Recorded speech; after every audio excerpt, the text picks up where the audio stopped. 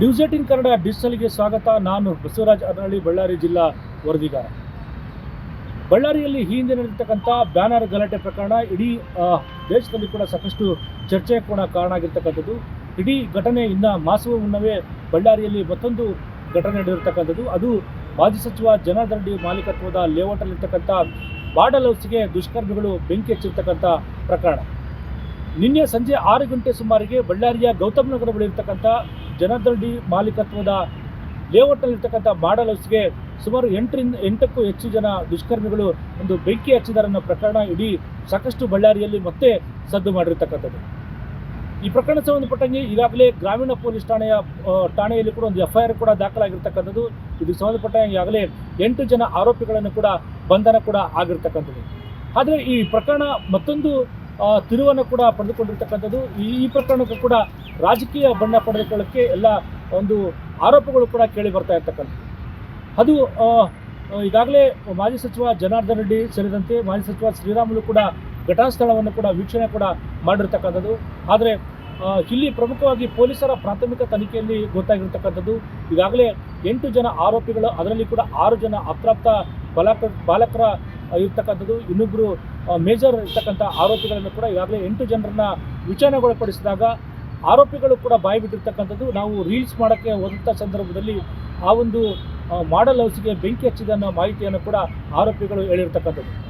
ಆದರೆ ಇದು ಇಡೀ ಪ್ರಕರಣ ಮತ್ತೊಂದು ತಿರುವನ್ನು ಕೂಡ ಪಡೆದುಕೊಳ್ತಾ ಇದೆ. ಯಾಕೆಂತಂದರೆ ಇದು ಆದರೆ ಪೊಲೀಸರ ಪ್ರಾಥಮಿಕ ತನಿಖೆಯಲ್ಲಿ ಆರೋಪಿಗಳು ರೀಲ್ಸ್ ಮಾಡ್ತಕ್ಕಂಥ ಸಂದರ್ಭದಲ್ಲಿ ಈ ಒಂದು ಬೆಂಕಿ ಅವಘಡ ಸಂಭವಿಸಿದೆ ಅನ್ನೋದು ಪ್ರಾಥಮಿಕ ತನಿಖೆಯಿಂದ ಗೊತ್ತಾದರೆ, ಆದರೆ ಮಾಜಿ ಸಚಿವ ಜನಾರ್ದನ್ ರೆಡ್ಡಿ ಅವರೇ ಆರೋಪ ಮಾಡ್ತಕ್ಕಂಥದ್ದೇ ಮತ್ತೊಂದು ರೀತಿಯಲ್ಲಿ ಕೂಡ ಈ ಇಡೀ ಪ್ರಕರಣ ಕೂಡ ಮತ್ತೆ ಬೇರೆ ರೀತಿಯ ತಿರುವು ಪಡೆದುಕೊಳ್ಳೋಕ್ಕೆ ಕೂಡ ಮುಂದಾಗಿರ್ತಕ್ಕಂಥದ್ದು. ಯಾಕೆಂತಂದರೆ ಇಲ್ಲಿ ಈ ಪ್ರಕರಣದಲ್ಲಿ ಕೂಡ ಮಾಜಿ ಶಾಸಕ ಆಗಿರ್ತಕ್ಕಂಥ ಭರತ್ ರೆಡ್ಡಿ ಅವರನ್ನು ಕೂಡ ತಳುಕು ಹಾಕಲಿಕ್ಕೆ ಕೂಡ ಈಗ ಮುಂದಾಗಿರ್ತಕ್ಕಂಥದ್ದು.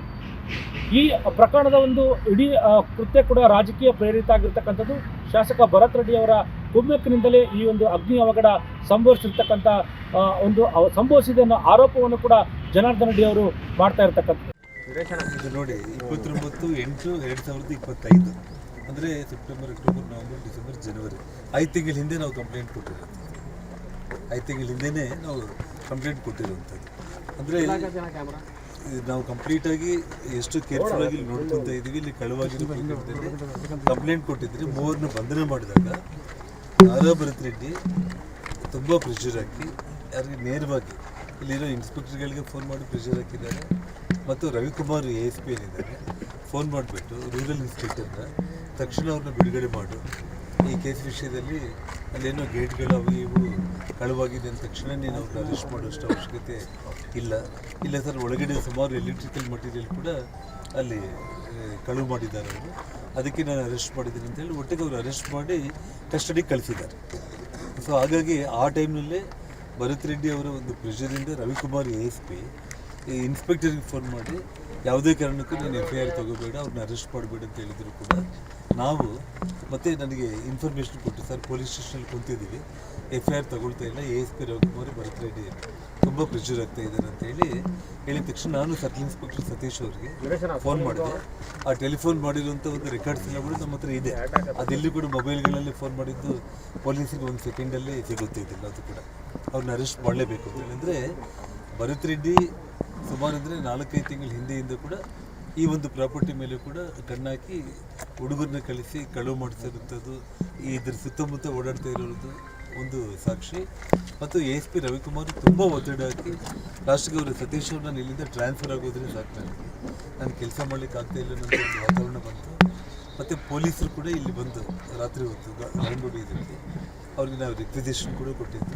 ಬಟ್ ಅವರು ಸತೀಶ್ ಸರ್ಕಲ್ ಇನ್ಸ್ಪೆಕ್ಟರ್ ಮೇಲೆ ASP ತುಂಬ ಪ್ರೆಷರ್ ಹಾಕಿ ಅರೆಸ್ಟ್ ಮಾಡಬಾರ್ದು ಅನ್ನೋಂಥ. ಈಗಾಗಲೇ ಪೊಲೀಸರ ತನಿಖೆ ಕೂಡ ನಡೀತಾ ಇದೆ. ಮತ್ತೊಂದು ಕಡೆ ಈಗಾಗಲೇ BJPಯವರು ನಿನ್ನೆ ಕೂಡ ಪ್ರತಿಭಟನೆಯನ್ನು ಕೂಡ ಮಾಡಿರ್ತಕ್ಕಂಥದ್ದು. BJPಯವರು ಗಂಭೀರವಾದಂಥ ಆರೋಪವನ್ನು ಕೂಡ ಮಾಡ್ತಾ ಇದ್ದಾರೆ. ಇದರ ಹಿಂದೆ ಬೆಂಕಿ ಅವಘಡದ ಹಿಂದೆ ಬೇರೆ ಬೇರೆ ರಾಜಕೀಯ ಪ್ರೇರಿತ ಮತ್ತು ರಾಜಕೀಯ ಉದ್ದೇಶಿಸಿದೆ ಅನ್ನೋ ಆರೋಪವನ್ನು ಕೂಡ BJPಯ ಮುಖಂಡರು ಮಾಡ್ತಾ ಇರ್ತಕ್ಕಂಥದ್ದು. ಆದರೆ ಪೊಲೀಸರ ಒಂದು ಪ್ರಾಥಮಿಕ ತನಿಖೆಯಲ್ಲಿ ಗೊತ್ತಾಗಿರ್ತಕ್ಕಂಥದ್ದು ಯುವಕರು ರೀಲ್ಸ್ ಮಾಡೋ ಸಂದರ್ಭದಲ್ಲಿ ಅವಘಡ ಆಗಿದೆ ಅನ್ನೋ ನಿಟ್ಟಿನಲ್ಲಿ ಕೂಡ ಈಗ ಪೊಲೀಸರು ಒಂದು ಪ್ರಾಥಮಿಕ ತನಿಖೆಯಲ್ಲಿ ಗೊತ್ತಾಗಿರ್ತಕ್ಕಂಥದ್ದು. ವ್ಯಕ್ತಿಗಳು ಯಾರು ನಮಗೆ ಸಸ್ಪೆಕ್ಟ್ಸ್ ಅಂತ ಇದ್ದರು ಸುಮಾರು 8 ಜನರನ್ನ ಈಗಾಗಲೇ ನಾವು ವಶಕ್ಕೆ ಪಡೆದಿದ್ದೇವೆ. ಅದರಲ್ಲಿ 2 ವಯಸ್ಕರಿದ್ದಾರೆ, ಮೇಜರ್ಸ್ ಇದ್ದಾರೆ, ಇನ್ನು 6 ಜನ ಅಪ್ರಾಪ್ತ ಬಾಲಕರು, ಕಾನೂನಿನ ಸಂಘರ್ಷಕ್ಕೆ ಒಳಗಾಗಿರುವಂತಹ ಬಾಲಕರಿದ್ದಾರೆ. ಸೊ ಇವರನ್ನೆಲ್ಲ ಈಗಾಗಲೇ ನಾವು ವಿಚಾರಣೆ ಮಾಡ್ತಾ ಇದ್ದೇವೆ. ವಿಚಾರಣೆಯಿಂದ ಪ್ರಿಲಿಮಿನರಿ ವಿಚಾರಣೆಯಿಂದ ಪ್ರೈಮಾ ಫೇಸಿ ನಮಗೆ ತಿಳಿದು ಬರ್ತಾ ಇರುವಂಥದ್ದು ಏನಂದರೆ ಇವರೆಲ್ಲರೂ ಇಲ್ಲಿ ಒಂದು ರೀಲ್ಸ್ ಮಾಡ್ಕೊಳ್ಳೋ ಅಂಥದ್ದು ಮತ್ತು ಫೋಟೋಶೂಟ್ ಮಾಡ್ಕೊಳ್ಳೋ ಅಂಥದ್ದು ಈ ಒಂದು ಕಾರಣಕ್ಕೆ ಈ ಮನೆಗೆ ಆಗಾಗ ಭೇಟಿ ಕೊಡ್ತಾ ಇದ್ದಂಥದ್ದು ಮತ್ತು ತುಂಬ ಜನ ಹುಡುಗರು ಆವಾಗವಾಗ ಬರ್ತಾ ಇದ್ದರು ಅಂತ ಒಂದು ವಿಷಯ ನಮ್ಮ ಗಮನಕ್ಕೆ ಬಂದಿದೆ. ಸೊ ಫೋಟೋಸ್ ತೆಕ್ಕೊಳ್ಳೋಕ್ಕೆ ಅವರು ಫಸ್ಟ್ ಫ್ಲೋರು ಮೇಲೆ ಟೆರೆಸು ಅಲ್ಲೆಲ್ಲ ಹೋಗಿ ಸನ್ಸೆಟ್ ಫೋಟೋಸ್ ತೆಕ್ಕೊಳ್ಳೋ ಅಂಥದ್ದು ಮಾಡಿದ್ದಾರೆ. ಇವನ್ನ ನಾವು ಕೆಲವೊಂದು ಅವರ ಮೊಬೈಲಲ್ಲಿ ನಾವು ಪರಿಶೀಲನೆಯಿಂದ ತಿಳಿದು ಬಂದಿರೋ ಅಂಥದ್ದು. ಹಾಗೆ ಗೊತ್ತಿಲ್ಲದೆ ಅಲ್ಲಿ ನಾವು ನೋಡಿದಾಗ ಸುಮಾರು ಸಿಗರೆಟ್ ಬಡ್ಸು ಮತ್ತು ಕೆಲವೊಂದು ಬೆಂಕಿ ಪೊಟ್ಣಗಳು ಅಲ್ಲಿ ಎಲ್ಲ ಅಲ್ಲಲ್ಲೇ ಬಿದ್ದಿರೋ ಅಂಥದ್ದಿದೆ. ಸೊ ಅಲ್ಲೇ ಬಿದ್ದಿರೋವಂಥ ಬೆಂಕಿ ಪೊಟ್ಣ ಒಂದು ಅಪ್ರಾಪ್ತ ಬಾಲಕ ಅದರಲ್ಲಿ ಗೊತ್ತಿಲ್ಲದೇ ಅಲ್ಲಿ ಏನೋ ಒಂದು ವಸ್ತುವಿಗೆ ತಾಕ್ಸಿರೋ ಅಂಥದ್ದು, ಆಟ ಆಡ್ತಾ ಆಗಿರುವಂಥದ್ದು ಮೇಲ್ನೋಟಕ್ಕೆ ಕಂಡು ಬರ್ತಾ ಇದೆ. ಸೊ ಅದು ನಂತರ ಕಂಟ್ರೋಲ್ಗೆ ಸಿಗದೆ ಅದು ಎಲ್ಲ ಕಡೆ ಇದ್ದಂತಹ ವಸ್ತುಗಳಿಗೆ ಸ್ಕ್ಯಾಟರ್ ಆಗಿ ದೊಡ್ಡ ಪ್ರಮಾಣದಲ್ಲಿ ಬೆಂಕಿ ತಾಗಿರುವಂಥದ್ದು ಆಗಿರ್ಬೋದು. ಬಟ್ ಇನ್ನೂ ಇದರಲ್ಲಿ ನಾವು ಇನ್ನೂ ಡೆಪ್ತ್ ಅನಾಲಿಸಿಸ್ ಮಾಡ್ತೇವೆ, ಇನ್ನೂ ಟೆಕ್ನಿಕಲ್ ಡೀಟೇಲ್ಸ್ ತಗೊಳ್ಳೋ ಅಂಥದ್ದಿದೆ. ಹೆಚ್ಚಿನ ವಿಷಯ ಸಂಗ್ರಹಣೆ ಮಾಡಿ ಮುಂದಿನ ನಮ್ಮ ಒಂದು ಇನ್ವೆಸ್ಟಿಗೇಷನ್ನ ಕಂಟಿನ್ಯೂ ಮಾಡ್ತೀವಿ. ಆದರೆ ಇಲ್ಲಿ ಮಾಜಿ ಸಚಿವ ಜನಾರ್ದನ್ ರೆಡ್ಡಿ ಅವರು ಜೊತೆಗೆ ಮಾಜಿ ಶಾಸಕ ಸೋಮಶೇಖರ್ ರೆಡ್ಡಿ ಅವರು ನೇರವಾಗಿ ಆರೋಪ ಮಾಡ್ತಕ್ಕಂಥದ್ದು ಶಾಸಕ ಭರತ್ ರೆಡ್ಡಿ ಮತ್ತು ಅವರ ಬೆಂಬಲಿಗರ ಮೇಲೆ ನೇರವಾದಂಥ ಆರೋಪವನ್ನು ಕೂಡ ಮಾಡ್ತಾ ಇರ್ತಕ್ಕಂಥದ್ದು. ಹಿಂದೆ 4 ತಿಂಗಳ ಹಿಂದೆ ಕೂಡ ಈ ಒಂದು ಲೇಔಟಲ್ಲಿ ಒಂದು ಗಲಾಟೆ ಕೂಡ ಆಗಿತ್ತು. ಆ ಸಂದರ್ಭದಲ್ಲಿ ಕೂಡ ಆರೋಪಿಗಳ ರಕ್ಷಣೆಗೆ ಕೂಡ ಶಾಸಕ ಭರತ್ ರೆಡ್ಡಿ ಅವರು ಮುಂದಾಗಿದ್ದರು ಅನ್ನೋ ಆರೋಪವನ್ನು ಕೂಡ ಜನಾರ್ದನ್ ರೆಡ್ಡಿ ಅವರು ಮಾಡ್ತಾ ಇರ್ತಕ್ಕಂಥದ್ದು. ಇದರಲ್ಲಿ ಕೂಡ ಇಡೀ ಪ್ರಕರಣ ಮತ್ತೊಮ್ಮೆ ಬೇರೆ ರೀತಿಯ ಒಂದು ತಿರುವನ್ನು ಪಡೆದುಕೊಳ್ಳಕ್ಕೆ ಕೂಡ ಈಗ ಮುಂದಾಗಿರ್ತಕ್ಕಂಥದ್ದು. ಈಗಾಗಲೇ ಬ್ಯಾನರ್ ಗಲಾಟೆ ಪ್ರಕರಣ ಇಡೀ ಒಂದು ರೀತಿಯಲ್ಲಿ ಬಳ್ಳಾರಿಯಲ್ಲಿ ಒಂದು ರಾಜಕೀಯ ಸಂಘರ್ಷಕ್ಕೆ ಕೂಡ ನಾಂದಿಯಾಗಿರ್ತಕ್ಕಂಥದ್ದು. ಅದರ ಮುಂದುವರೆದ ಭಾಗವಾಗಿ ಈಗ ಮತ್ತೆ ಬೆಂಕಿ ಅವಘಡ ಕೂಡ ಆಗಿರ್ತಕ್ಕಂಥದ್ದು. ಪೊಲೀಸರು ಈಗಾಗಲೇ BJPಯ ಮುಖಂಡರು ಜೊತೆಗೆ ಮಾಜಿ ಸಚಿವ ಜನಾರ್ದನ್ ರೆಡ್ಡಿ ಅವರು ಆರೋಪ ಮಾಡ್ತಕ್ಕಂಥದ್ದು. ಬಟ್ ಆ ನಿಟ್ಟಿನಲ್ಲಿ ಕೂಡ ಪೊಲೀಸರು ತನಿಖೆಯನ್ನು ಮಾಡ್ತೀವಿ ಅನ್ನೋ ಭರವಸೆಯನ್ನು ಕೂಡ ಕೊಟ್ಟಿರ್ತಕ್ಕಂಥದ್ದು. ಈಗಾಗಲೇ ಲೇಔಟ್ನ ಒಂದು ಸೈಟ್ ಇಂಜಿನಿಯರ್ ಆಗಿರ್ತಕ್ಕಂಥ ರಿಜ್ವಾನ್ ಕೊಟ್ಟಿರ್ತಕ್ಕಂಥ ದೂರಿನಲ್ಲಿ ಕೂಡ ದೂರಿನ ಕೊನೆಯ ಪ್ಯಾರಾದಲ್ಲಿ ಕೂಡ ಶಾಸಕ ಭರತ್ ರೆಡ್ಡಿ ಅವರ ಹೆಸರನ್ನು ಕೂಡ ಉಲ್ಲೇಖ ಮಾಡಿರ್ತಕ್ಕಂಥದ್ದು. ಏಕೆಂದರೆ ಹಿಂದೆ ಜನವರಿ 1ರಂದು ನಡೆದಿರ್ತಕ್ಕಂಥ ಒಂದು ಗಲಭೆ ಘಟನೆಯಲ್ಲಿ ಶಾಸಕ ಭರತ್ ರೆಡ್ಡಿ ಅವರು ಕೂಡ ಒಂದು ಹೇಳಿಕೆಯನ್ನು ಕೂಡ ಮಾಧ್ಯಮಗಳಿಗೆ ಕೊಟ್ಟಿರ್ತಕ್ಕಂಥದ್ದು. ಆ ಹೇಳಿಕೆ ಹಿನ್ನೆಲೆಯಲ್ಲಿ ಕೂಡ ಈ ಪ್ರಕರಣ ಸಂಬಂಧಪಟ್ಟಂಗೆ ಕೂಡ ತನಿಖೆ ಮಾಡಬೇಕು ಅನ್ನೋ ನಿಟ್ಟಿನಲ್ಲಿ ಕೂಡ ದೂರಲ್ಲಿ ಕೂಡ ಉಲ್ಲೇಖ ಮಾಡಿರ್ತಕ್ಕಂಥದ್ದು.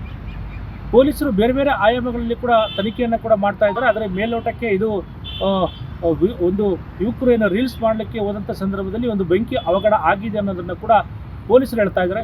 ಆದರೆ ಜನಾರ್ದನ್ ರೆಡ್ಡಿ ಅವರು ಪೊಲೀಸರು ಒತ್ತಡದಿಂದ ಈ ರೀತಿಯ ಹೇಳಿಕೆಯನ್ನು ಕೊಡ್ತಾರನ್ನೋ ಆರೋಪವನ್ನು ಕೂಡ ಜನಾರ್ದನ್ ರೆಡ್ಡಿ ಅವರು ಮಾಡ್ತಾ ಇರ್ತಕ್ಕಂಥದ್ದು.